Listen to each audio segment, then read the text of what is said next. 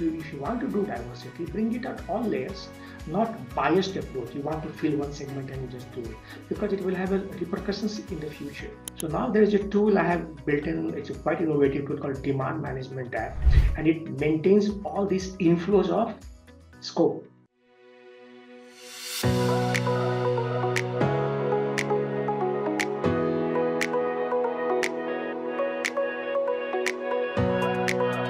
Hello, everyone, and welcome to FaceTime with Leaders, a podcast series by Directors Institute, World Council of Directors.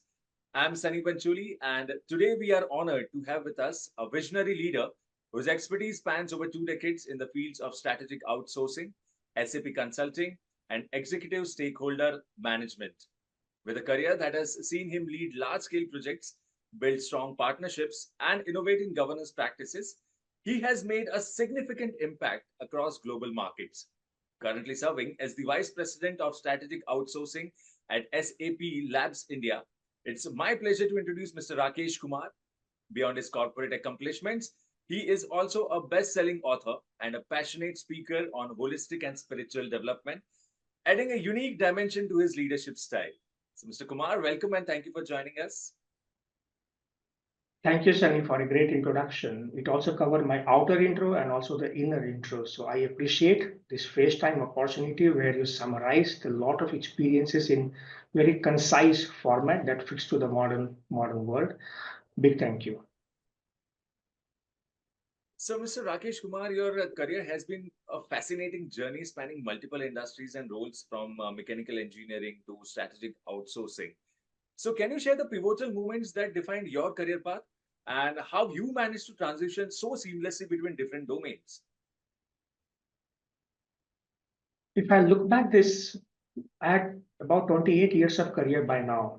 I started as a mechanical engineer with Tata Steel, so that was a no-brainer because you are an engineer and you would like to get into Tata, so it's a pretty good fit. The key change within some years from Tata was moving away from manufacturing and getting into a software. So I consider this is a career move, and it's a very bold career move, because when you get into a software, it's not that you have something in hand. You have to prove yourself and then get it there. But that was a decision I took around age of 25 when I moved into software side. Among various choices of softwares, I nailed down to SAP, and within that, not to become a fresher again in software world, I chose to do production planning because that's what was fitting with Tata Steel old background. So if you look at this switch, it was pretty good. And then of course you have to put in a lot of effort to scale up to the expectations and the competition in the market, because when I moved on in this SAP journey, I realized that this is one of the very vast module within SAP production planning. It's one of the complex module it is considered. And if I look back my age, just 2 years of experience, and if you go to the training institute, you realize that you have more than double of your age sitting in the rooms. And if tomorrow there is a job, you will apply and they will also apply. So that's the level of competitive atmosphere I was in. Put in quite a significant effort to learn the software well and to prove that, yes, you can also understand even you don't have any computer background. And within 3 months of short time within the institute, I was noticed by institute director that the passion and the doing the late nights and the approaching certain business problems and so on. He was so motivated with these talks and certain special situations within the institute. He offered me to become a faculty there, even I was the youngest there. And that's how I become a faculty, and I was training SAP professionals who are more than my age. Same situation do not change. And I had about 4 batches of students. If I look at some key accomplishments, there's some accomplishment you have for the other side, and then you have something for you as a person. So if I look at me as a person, I found my passion in teaching. Learning something on your own is one thing, and training somebody is an art of teaching. And that's where I figured it out with 3-4 batches, what it takes to be a great trainer. So that's what I experienced in this training place. If I look back in Tata Steel, the key moment in Tata Steel for me was when they sent me for 4 weeks of adventure training in Himalayan range. No books, nothing, and you have to climb about 13,000 plus heights. We were about 40 people in one batch, and only 6 could make it to that height, which was expected. This training gave me the inner I mean, you get to know your inner strength. Sometimes you don't realize it by reading books.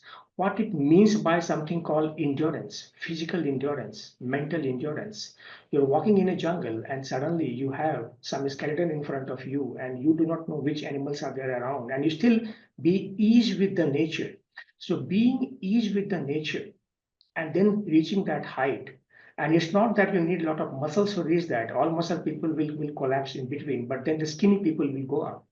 So these 4 weeks of training actually taught a lot of intangibles when we call teamwork. And there you learn the teamwork where your life is in somebody's hand, whom you don't see because the person is other side of the mountain.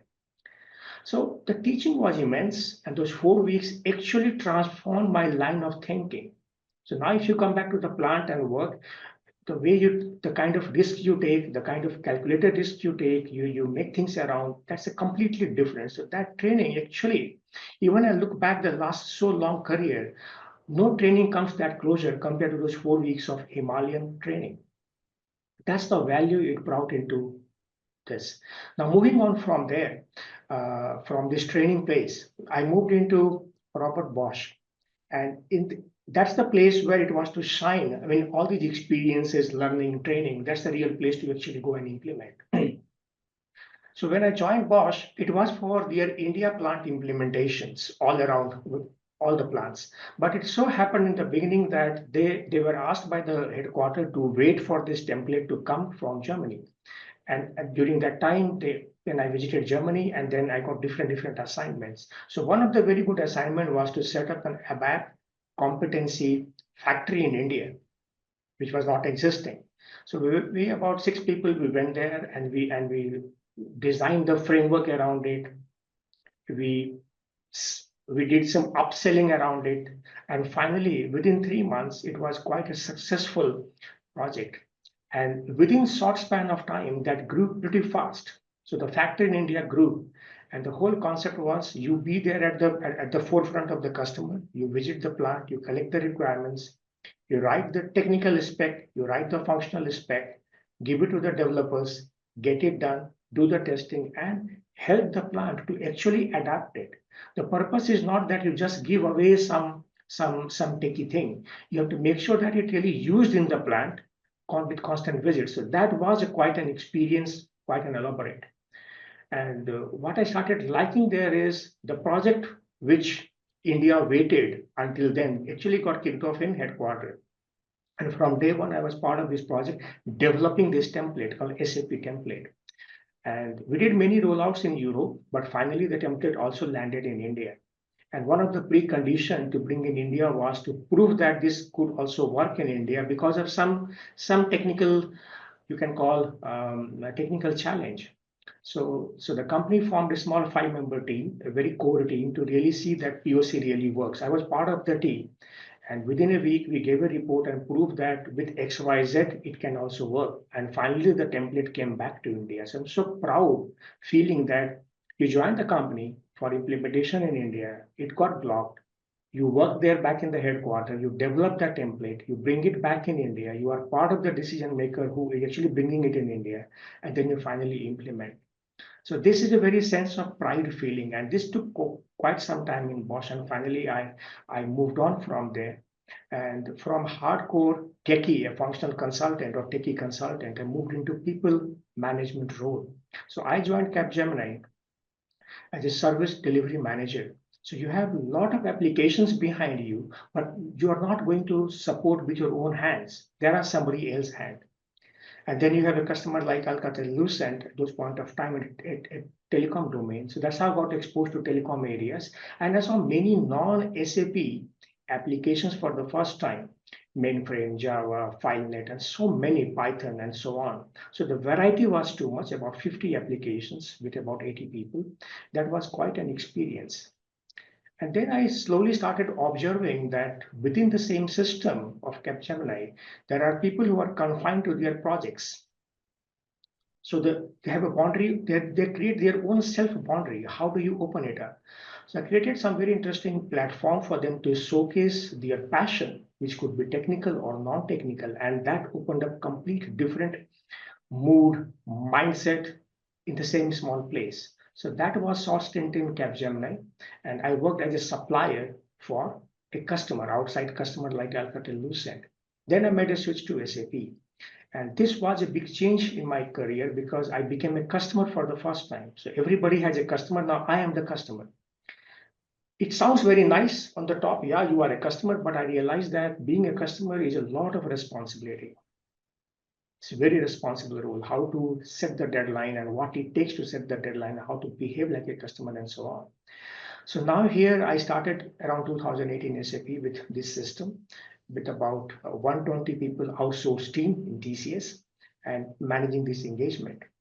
And if I look at now, it has moved to about 2,000 plus people with about, now you have TCS, you have Accenture, you have Capgemini, you have Deloitte, you have Epam, and there are smaller players also. So that's the vast ecosystem from that frame to this frame.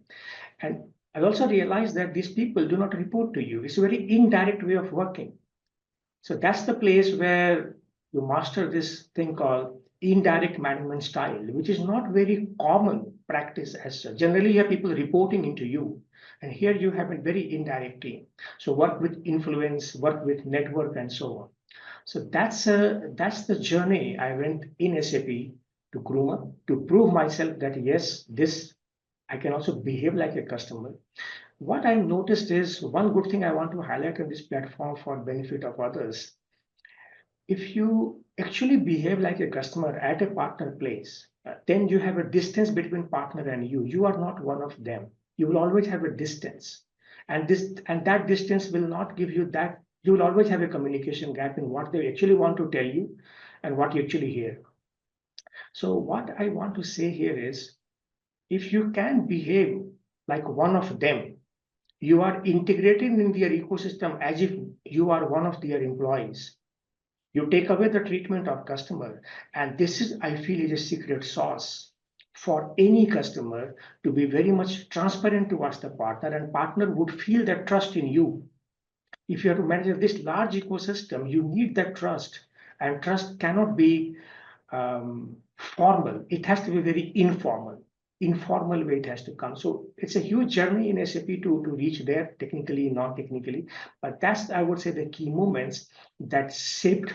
And of course, in between, you do some projects that get you in eyes of people. One such thing was in SAP where there was a short workshop about 3 days in Labs India, Labs Bangalore, and that gave me opportunity to meet the SAP board member. Because what we conceptualized in 3 weeks' time, at 3 days' time, using design thinking, and there were some trainers around, they call it intrapreneur boot camp. But in this boot camp, what happened in 3 days, we became the winner of that idea itself. That idea is still worth patenting. And later on, I was the basically presenter for this idea itself. So did it to the board member, and that was quite an achievement, showing up to the board. There are many like this, but this is something that comes out pretty good. One innovative idea I gave to one platform where it's around surveys. So if you look at classical surveys, you have one party giving a feedback to other party with set of questions. Now this innovation changed complete mindset. Now you have a survey where you have no question. There is no start and end date. You just talk about your perception. You just say what you like and what you don't like without any question in front of you. So if you look at this vast ecosystem where you have so many contracts to deal with, such a vast ecosystem, how do you get the real pulse beyond SLAs, KPIs, and all of it? That's the perception map. It's pretty fast, easy, and you get it. So this immediately won it in this innovation thing. And finally, I productized it using a small product, and then it's actually used on the ground. So these are, I would say, the key moments that actually shape the professional career where I am today. Thanks. That's an incredible journey, Mr. Rakesh Kumar. Also, since you mentioned that you established a talent showcase platform at Capgemini that increased visibility for emerging talent, so could you talk about the importance of recognizing and nurturing talent in the corporate ecosystem? I'm a very keen observer. So wherever I go, it's not that you always speak, you watch people carefully. So I am given this role and I've given this many people, the transition happened from the previous manager. And when I started watching general life, not the technical content, general life at office. Within 1 or 2 weeks, I realized that people are confined to their boxes, like project or technology and so on. So their circle of influence is very limited. They will go lunch together, they will be mingling together. Even the team is too vast. It's just that one SDM IM, there are many service delivery managers like me in the same account. But that interaction, you will not see that. You see there are a lot of talents you have, but they don't find the means to showcase it. It's somewhere lacking. So there has to be something done. So that's where this idea of bringing a platform where people can talk about their passion, and I need to support them. It may not be technical all the time, even it's a corporate place. So that's the platform I created. And of course, somebody has to break the ice. I mean, somebody has to do it so that others can also follow. So I'm the one who could break this ice myself. And I used my last SAP rollout in India. And there was a very unique experience I shared with them, because the day we went live, the first production transaction that somebody could do, it's like dumped in the tool. So it was just a system dump. And then what do you do? And it's complete stake of this company. Now, what it takes in the background to fix it, why should you finger point to someone in case somebody would have made a mini mistake? So you're showing maturity in dealing with this crisis. So that maturity, when I explain to people how you deal in crisis, that motivated a lot of people to come up and speak up. And since uh, this is the service industry, so they could relate with ITIL framework. Oh, there is something called problem management. What you explained fits very well. So everybody finds their fitment. The key thing was after that it kicked off very well. So initially you struggle to even create a backlog of topics, but then you reach a time where people are coming to you, they sound their idea, and the qualification is not much. Qualification is just that the topic should be broader enough, even if it's technical, so that people can correlate to you. So within few weeks, it was confined within my own teams. It opened up to other service delivery managers because I invited them also to listen. When they listened it, they realized, oh, this guy is techie genius on this topic. I have one critical case. Can he help me? So then so what happened? You open up and then people try to meet themselves. It's not that I'm taking any active effort. It's happening in the background. So that was the beauty noticed by the director of this Alcatel Lucent account, and very much highly appreciated, because with the same people, let's say you give them some award like Bravo or something which is project sponsored, somebody who will perform very well, and you ask them to speak up in front of people what good you did. You start to realize that some can speak very well, some who are even genius are not able to speak well. And this is the platform which grooms you, takes out all such fears because you are not just on anything. So this was quite a platform, and this was highly appreciated within this account as such. It opened up. Some people also got limelight because of this, and of course, more than limelight, what I care about is people passion, because they found a platform where they could showcase what they are worth it, and because of that, if they got some opportunities to work technically, non-technically somewhere, great thing. So that was, I would say, a cool thing. And one more thing I did in Capgemini was you interact with customers every evening. And then I realized that if you go deeper in the system, you realize that there is some way we can pass the benefit of cost to the customer, because we do something, but it's not that meaningful. We can cut it down. I spoke to the director. He found the value in my talk. He said, okay, just do it. So customer didn't ask for, and he got some cost savings because of some initiative I ran. And that also was seen very positively by the management. So this was a short stint of just 2 years, and that was pretty good. So that was the talent management platform, and hopefully that they still continue that. Thanks, Annie. Absolutely. And it's inspiring to hear about how initiatives like the Talent Showcase platform can make such a positive impact on employee growth and engagement. Also, efforts clearly show the importance of nurturing talent. So, Mr. Rakesh Kumar, your concept of a value dashboard integrates both tangible and intangible metrics. So, what inspired this idea and how has it impacted business decisions? See, if you look at dashboard and classical dashboard, what comes in mind is numbers, statistics, graphs. So in one liner, I say that, okay, you have data in front of you, you have graphs in front of you. What you don't have is the story. You have to find the story using these data points, different graphs, and so on. So that's the classical dashboard. I have seen many dashboard, and I have also built many dashboard in life, so many dashboards. But in this current ecosystem that I deal with, when you have I mean, I deal with, just to give you a scale, it's about 65 plus global contracts, 2,000 people all around, and maybe 60%, 70% are in India, but remaining are all across the world. It's a very diverse team. And you have so many applications all around, technology mix and so.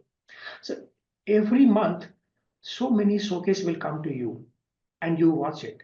It's presented in some PPT form, and they have a monthly, like month one, month two, and month three, and so on. It becomes like a machine. But what you start lacking is, if you have to reflect back last 3 months, one quarter, last 6 months, half year, 1 year, the effort in bringing all of this collection together, that's a lot of effort. So that's the whole idea behind, let's create a value dashboard. Now, what is this value dashboard? Is it just statistics?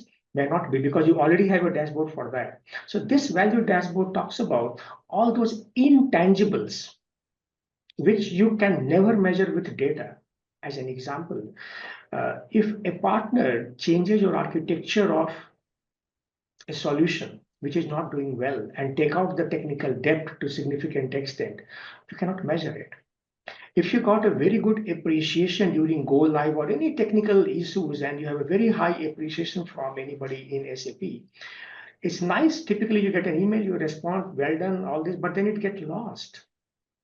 So it's very intangible. If you change some design aspects, you did some training to business, and that made a lot of difference in your ticketing flow or the knowledge level of them. You offer some self-service to them, that reduced something. So graph will tell you something got reduced, but graph will not tell you why it got reduced. So that's the difference between a classical dashboard and a value dashboard. So this value dashboard basically complements the statistical dashboard. That's the difference. So what you do in this dashboard is you write down those statements. It can be bullets, it can be statement, your value statements, and then you start grading them in a scale. Let's say a scale of 1 to 5. 5 is the highest. You start talking about, should this value be known to the CIO of the company, or it can go one layer below. You start marking which is for which kind of profiling. So that way, if you start collecting this kind of value statements and start putting this layers on top, the attributes on top, if I put it, it becomes very easy during quarterly or half yearly exercise. If you have suddenly have a QBR, a quarterly review meeting with short notice, you do not have to shake so many people in the company. You have it in front of you. The beauty is, if you bring this in front of these executives, and you have a system that talks, not the slide that talks, that's the difference. You know? There is no slide, there is a system in place that talks for it.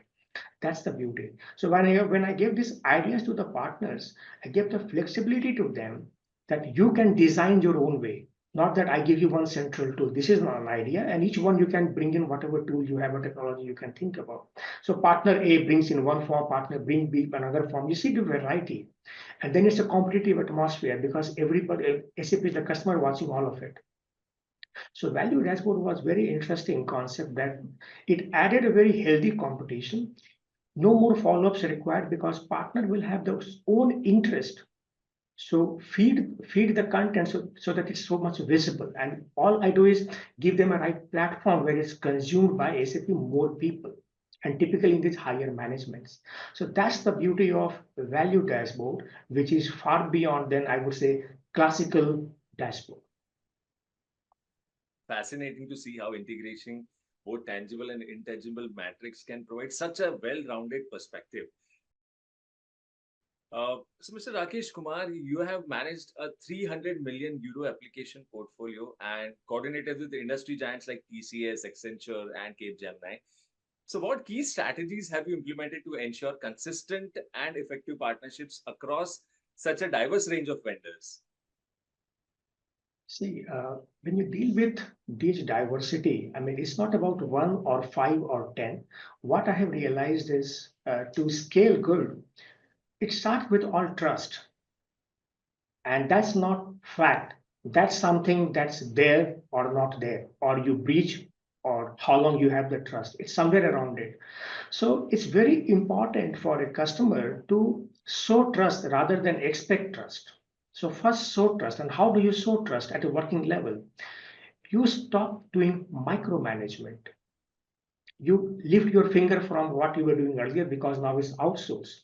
If partner tells you that there are some pockets where some amount of micromanagement is there, you consider their problem as if it's your problem. Because if they are suffering indirectly, I would also suffer. Because for them it's a for them I am the client, and for me they are also my client internally. So the point is, do I get a feeling that I own their problems? And that's the trust.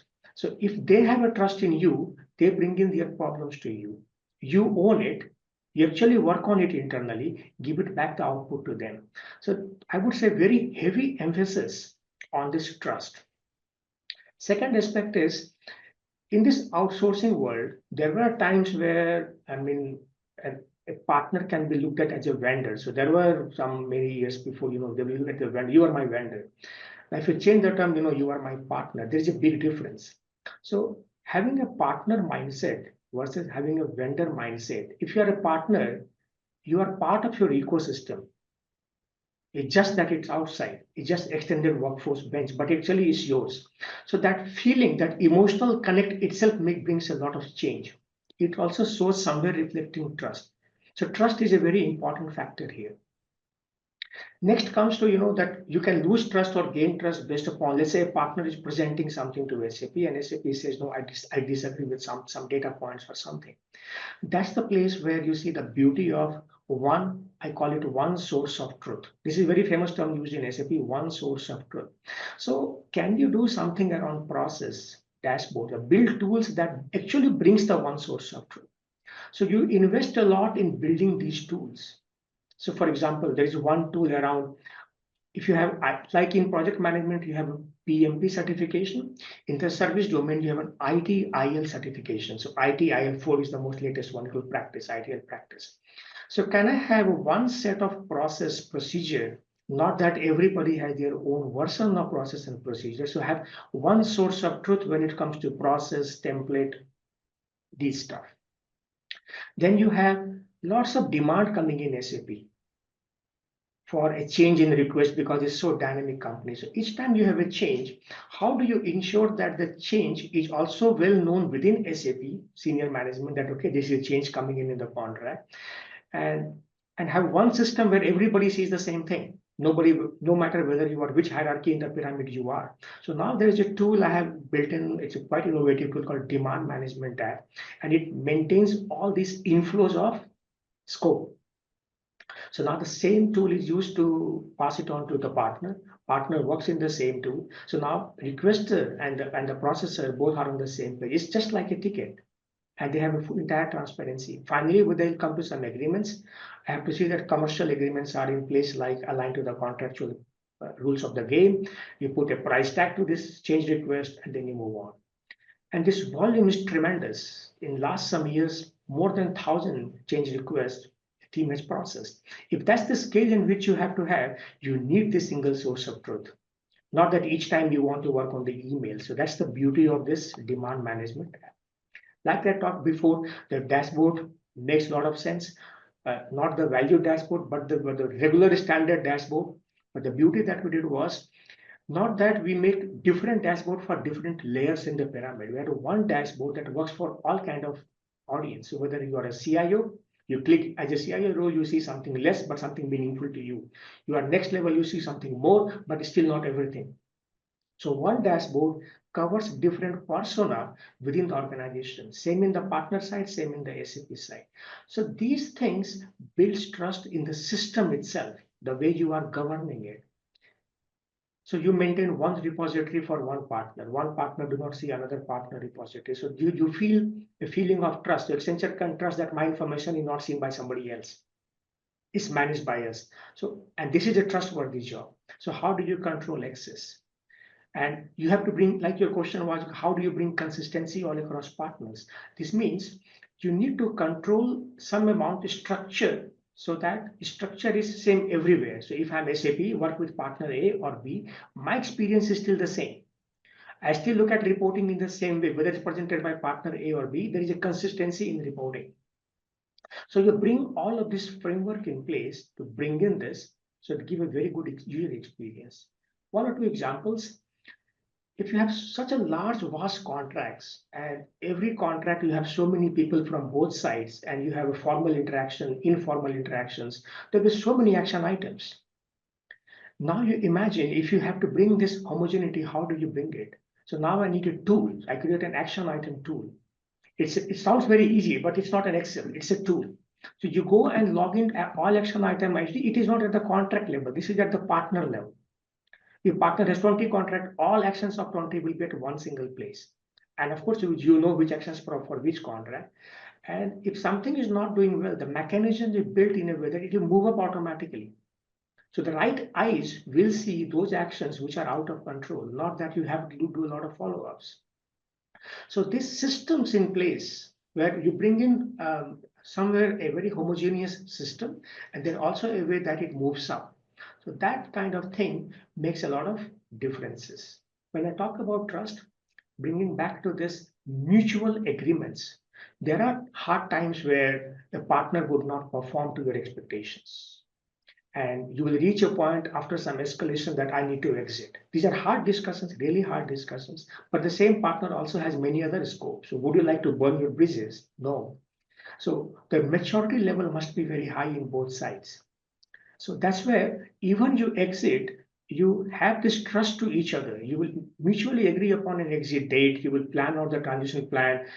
It's not that people are just lost, people are just gone because something is moving away. They know that something new will also come. So even in these exit times, the maturity level is very high. So these are some of the protocols I would say that shows the maturity level in this engagement, even in the vast ecosystem. Some partner will hire people from some other partner, and this is always the situation in it, but they still ease with it. So being eased with rather than keep complaining. So that's how the whole system is built in, and very rock solid governance. I would look, if I look at from the governance angle, it's like a pyramid you have, and the bottom of the pyramid will have very informal talk with both sides. They will talk to each other. Then you have very formalized call in between, where every month you watch the performance of the contract, and then operational performance. These are two different things. Contractually, you can say I'm good. Operationally, you may not be good. So how do you report both world? Okay, tell it like it is. So it's not that it's a crime to say that something is not right, or you just tell it. So tell it like it is. And this is also one buzz in SAP, and partners are promoted to talk like this. So we merge both world, contract performance and the ops performance without any fear, and then it moves up. So it rolls up very well. And then one interesting platform, I would say, very unique in the outsourcing industry that not many companies have tried out, but I did. Generally, if you are a customer and you have ecosystem like partner 1, 2, 3, 4, 5, you maintain silo somehow within the partner. Partner do not talk to each other because they are competing with. Here I'm opened up. So these delivery managers of these partners, their client partners, will meet once in a month along with me and my team. So they are all together, and we are discussing larger issues which are cutting across them in the best interest of SAP. So bringing them together, and if at the ground level there are tickets moving from partner A to B, B to C, and so on, they can organize themselves better. So this platform, this transparency that this is the name in partner X at the ground level, at this level you can approach, and making it transparent in a tooling form, because network knowledge is precious in this any large organization. It's very hard. It takes years to find out this networking. Now you bring in a tool where partner A can log in, check who is there in the from the partner B for that team, and you can organize yourself. Very well structured, very well thought through, and this is what is differentiating to me. I'm very well with outsourcing domain and what the market practices with also consultancy firms. This is clearly a differentiator, this in this ecosystem. So these are the high level things I would say that made a lot of differences in this. And this is how you bring in uh, partners together, collaborating, and in the best interest of the client, SAP. Great. So, Mr. Rakesh Kumar, beyond your technical and strategic prowess, you are also the author of two best-selling books, So how did writing Cure and Demystifying Yourself influence your professional journey? Is it all about curiosity? I was a very curious person, not just about technically, also about myself. This question, who am I, bothered me for a long time. And somewhere 2 decades before, got exposed to this spirituality in a very formalized way, and then later on in a very informal way. And I saw the power in it. I could see that some issues which medically there is not much you can do beyond a point are getting actually resolved in front of you in flat 10 minutes. These kind of examples. So this opens you up to a world which is also a science less known in the because of the it's not available as a mass media. There's nothing available as a book form you can read. It has to be experienced. So that's how I got exposed, basically 2 decades that I carry. And I used to do a lot of sessions, I mean, as a guest appearance at my personal place, in the friend circle, or at a corporate and so on. But it's all within the friend circle. And then the Q&A session at the end of the day, they will always be asking questions. Very nice talk, got to know first time. Is there anything that I can read? And that question bothered me from whether the session was in India or abroad, in Germany, wherever. Finally, I decided to write something because I am the one who created this question in the mind, which never existed in them. Then I wrote this first book, Q, in somewhere in March 23, if I recall. And the day it went live on Amazon, the next day it was a bestseller. It made that much of impact. Then profound questions started coming more towards life. And finally, with some break in the August 23 last year, I again wrote this Demystify Yourself, which is much larger. The first book has a focus on the disease root cause, which is not in the physical body. And the other one is more about life and so on, but in a very easy language, easy to understand. When you read it, you don't get a feeling that is spiritual. You just feel like it's written for every generation. So my books are read by even 12 years young kids that I know to the even 90-year people. So that's the range in which it's read by. So it's very interesting indeed. And that's how I see the value in this book. To your question, if I bring it back in this office life, I mean, which way it's different. What I've realized is sometimes you see a problem, but solution is not there what you see. A solution is there somewhere else. So this view you get from spirituality.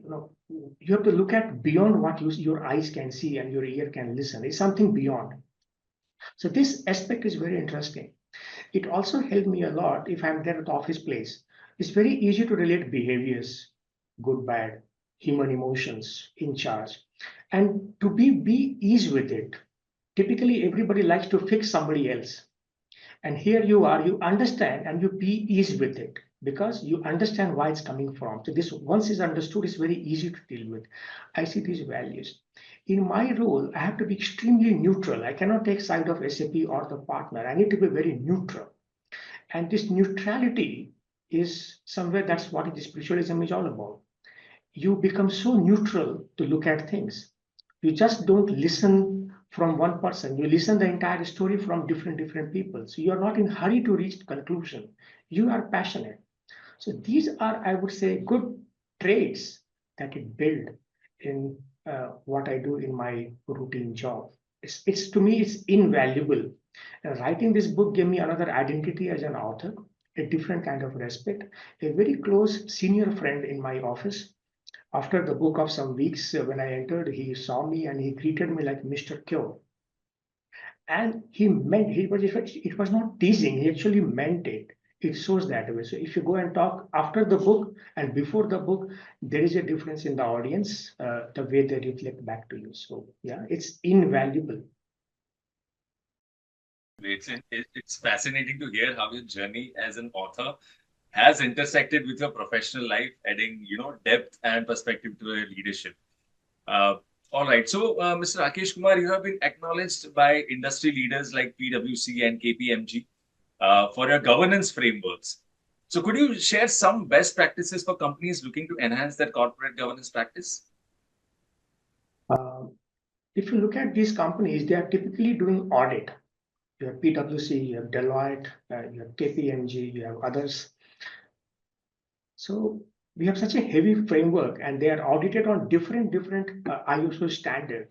So there is one standard that talks about security aspect. Then you have another ISO standard that talks about risk, I mean the business continuity aspect. Then you have one more standard that talks about quality improvement. So there are there are bunch of certificates against which you are scanned by different partners.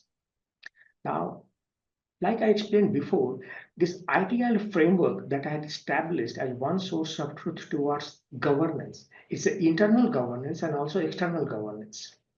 So this is what they scan. And what they like in this is if they compare this account that I manage and also other accounts, what they are also visiting many other customers and also other departments within SAP who may have similar protocol. I mean, outsourcing is not so uncommon these days. But what they tell is the maturity level in which we are running the scale, that's tremendous. So this is what they talk always high about it. Sometimes even in the audit report, they write some statements very positively around us that is seen also as a benchmark. When we do some internal benchmarking exercise with top consultancy firms like Gartner's, they also tell us that many practice we have in place, which is not there in the market. It's not known. So that somewhere you give you a sense that, okay, now you can still raise the bar on your own. It's not that you have to look outside, you have to continuously improve. And that's what they appreciate about. So each year they come for audit. Auditors would have changed over years, last 15, 16 years. But no auditor comes and tells that, okay, yeah, we are seeing something normal stuff. Even the change in auditor, they find it. If the auditor is same, they compare the previous year and the next year. They say, yeah, last year we saw this. Now we saw these many improvements. And the scale of improvements are not for the sake of improvements, they are actually critical. As an example, we used to have an app called Escalation App. It was built on some MS team by someone. It used to face some issue. There were complaints from people. Now, suddenly you transform that entire tool into SAP Fury-based app, something, and all these problems are gone. Now you see a lot of appreciation. So now the auditor looks at the same old, I mean, as is and to be, they see the big difference. It's not that somebody asked to do it. You just do it because you want to raise the bar. You want to give the experience to people. This experience mindset, whether you are a partner, how do you experience SAP? If you are SAP, how do you experience partner? And that is all around it. And that's what these auditing company appreciates beyond, of course, the process. They have looked at the process so many times that we don't get any NCs because the preparation level is very high. And interesting thing is there are concepts like engagement checklist. So what it does is you can have a process A, B, C, and D, and each process can have its own pointers. And what you do is you combine everything together and you make one such list, and it's very dynamic. It's not that it's hammered in stone. It's very dynamic. So you keep removing the parameters which are already very mature, and you keep those parameters that matter. And very dynamic. That way, what happens? The partner overhead comes down, and the quality level improves. That's the beauty. It's so insightful to hear how these best practices can help companies build stronger, more resilient outsourcing frameworks. So moving ahead, Mr. Rakesh Kumar, you have already had the opportunity to serve on boards and advisory councils, bringing your expertise in strategic outsourcing and governance to the table. So looking ahead, what are your future aspirations for boardroom leadership? And how do you plan to further leverage your experience to drive strategic decisions at the board level? Thanks, Ali, for this question. I have entered in many boardrooms in Bangalore, all the top companies that I worked with, plus many other companies that I worked in the past, even in Infosys, Wipro, and also. I'm made into all these boardrooms. But the difference is, I have entered in the boardroom in my current capacity, current role, and not as a board member, although it's a boardroom. So that's the inspiration. I mean, since I've gone through all of it, why not also enter in this room with the real role that is meant for? So that was the inspiration to also take this journey and go along with Directors Institute, and it's a very wonderful platform that I have noticed. Looking forward, what I like to see and how I look at positioning, at this level, you make an impact, and this impact is sizable. But my reading is at that role, the impact can even be more sizable. It will touch many direct or indirect lives. So you touch many lives. I use one typical word, I call it office presence. So what I mean by office presence is there are people who are there in office unnoticed. There are people who come, then there is some vibes all around it. So when I wish to see myself in this boardroom, it's not that a director, independent director sitting in an isolated corner. It's you bringing that office presence in that room. This impacting this at a policy level, you bring in those transformational ideas at that level. So that's what I'm inspired for in the future. I do not have a very focused attention whether I should work for industry A or B, or there are 20 plus industries overall. I'm totally unbiased. Of course, I'm in IT there for a long time. That will be very easy for me to deal with, but I'm open for challenges outside IT as well. So that's how I look at looking back in the past. So far, whatever I have done, I've done a lot of unusual initiatives. It's not that somebody has to demand from me, I need to get X. Of course, you demand, you will get it. But I believe in doing something that is not even asked you. You are not even asked for. So those initiatives that what I aspire for. If I look at apply this, the teachings that I have through Director Institute, one thing that comes in my mind all the time is in these case studies that I have gone through in this governance space, I see there is very heavy emphasis of related party transaction. And that's one of the key reasons why sometimes there are fraud in most companies. So whenever you dig any use case, somewhere it will relate to related party transaction. It's all because of greed, these kind of lower emotions. That's where I say when I went through this spiritual journey of 2 decades plus, I came out with my own training program. And I call it like, it's a very interesting term that I use. I call it bring harmony in the boardroom chairs. So how do you bring that harmony? Sometimes explicit training won't help. You cannot tell that you are dishonest. It cannot be. You have to talk it implicit. So this implicit language is not that trainers are known for.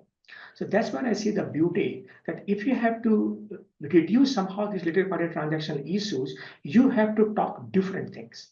It cannot be a regular training about conflict management. It has to be something else. So that's what my own coin terms and some close people know about it is bringing harmony in the boardroom chairs. Hopefully, I'll get some days such opportunity to also do on my own into this boardroom so that uh, my own observation is in these boardrooms, like I don't mean to many boardrooms, higher you go, lonely it is.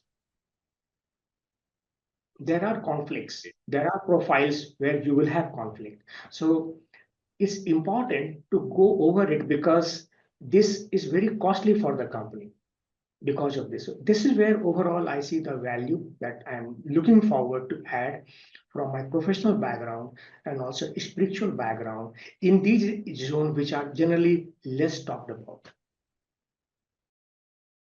Great, Mr. Rakesh Kumar. So before we wrap our today's discussion, I would like to quickly ask you, could you share your experience with Directors Institute and how it has influenced your approach to corporate governance and leadership? That's a great platform. So I got introduced to this Director Institute a year before, somewhere in December last year, and I signed up. Um, if I look at the entire training protocol, it's amazing. You bring in the best of the industry leaders to actually explain you how things work. It's just not theoretical stuff. Also, you have books from your side, but the overall system I liked. Mix of many things, and somewhere you will learn from the industry leaders who have actually lived that role. That's beauty.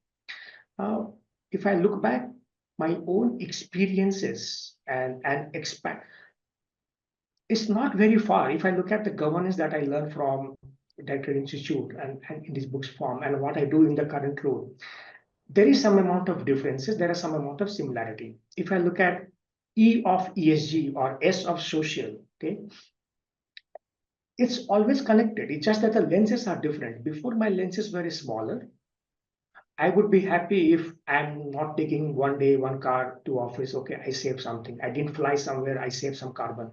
I didn't use plastic, so I saved. So you have a smaller way you contribute.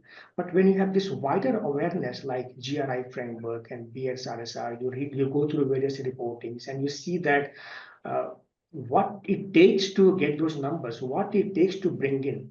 For example, if you do an RFP in future, that's my typical role also. Can you consider this E from ESG into that segment, meaning you start inviting partners who are also damn good in this scoring of in this e-scoring, I would call it like this. So if you bring this new criteria, the picture would change, the outcome would change. So it's for me, it's really this platform has given me wider sense, I would say, in all aspects, whether it's digital directorship or ESG form and the standard governance. It opened you up from complete different lenses. When you go to the case studies, you realize so much from them, so much of learning from them, and then how you bring it back. And this is where I realize sometimes that having a spiritual touch at the board level, it makes a lot of sense. It's not that every corporate has a scam. Some has, some don't. If you start looking into who don't, you'll realize that at top levels, somehow the greed is less or it do not exist. And that's the big differentiator, I would say, in the way I look at it. Even I look at CSR perspective, the social segment.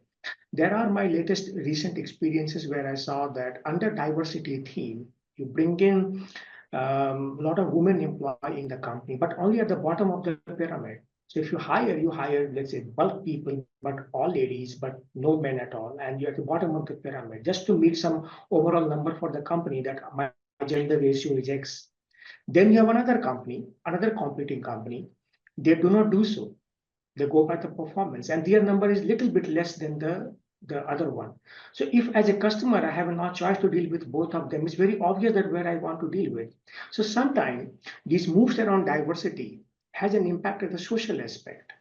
Diversity move can demotivate boys in the college because there is no opening at all for them. So it's very important at the board level to balance this out, watch these things, these HR practices, and sometimes it's good to do status quo, not for the sake of a number. If you want to do diversity, bring it at all layers, not biased approach. You want to fill one segment and you just do it because it will have a repercussions in the future. That's how I would say. If I look at digital space, is much easier because I'm from IT. Most of the training that I went through, I realized that somewhere I'm aware about. It's not completely new for me. It's just that you get a larger framework around it. You get to know more better use cases than what I currently know. So digital directorship somehow in the current role is like more easy because I've lived it for all along, and other aspects is very inspiring. So net, directors should add a lot of value. I mean, Jishan Pathan and Hemal Mehta, their efforts, and also moving from countries to countries. I also follow them on the LinkedIn. I see recently in the Gulf countries, they are very well recognized. So of course, more recognition means more acceptance of your own data bank in those countries. So overall, I'm very thrilled and inspired by, I'm very much motivated to work with that institute and the entire ecosystem. Thank you, Sunny. Great, Mr. Rakesh Kumar. Thank you for sharing your valuable insights and experiences with us today. And your expertise in strategic outsourcing, governance, and leadership, along with your passion for continuous learning, has been truly inspiring. So, thank you once again for joining us on FaceTime with Leaders, and it has been a genuinely enriching experience. Thank you, Sunny. Wonderful opportunity for me to talk. Thanks. And to all the viewers watching, we look forward to bringing more inspiring stories and insights from exceptional leaders in our next session. Until then, keep learning, growing, and making a difference. Thank you so much. Have a nice time.